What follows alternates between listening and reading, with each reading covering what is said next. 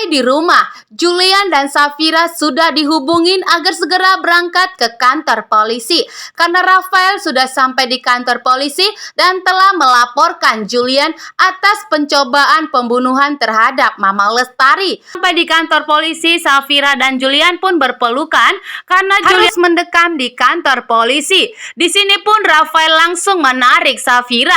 Tidak perlu bermesraan karena Julian akan segera mendekam di kantor polisi dan tidak perlu mengumbar kemesraan di hadapan semua orang.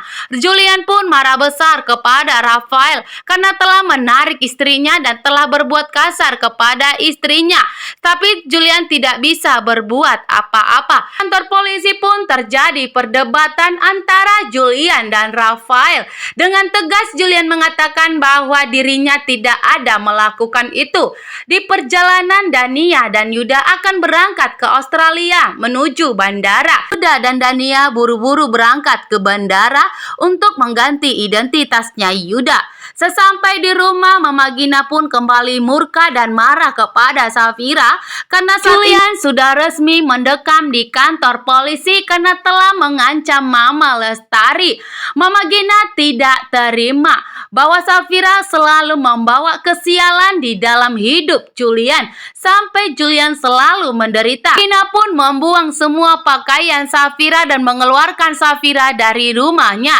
Di sini Safira pun memohon kepada Mama Gina karena saat ini Julian sudah mendekam di kantor polisi. Safira pun tidak tahu harus pergi kemana dan harus menemui siapa.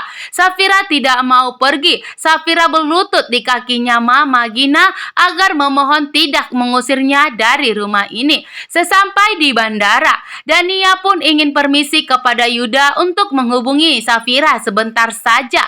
Karena Dania ingin memberitahukan bahwa Dania akan pergi ke Australia. Ada urusan yang sangat penting. Dania takut jika Safira mencariin Dania. Dan ternyata Yuda mengajak Dania dan segera ingin pergi buru-buru. Buru-buru hendak pergi menaiki pesawat.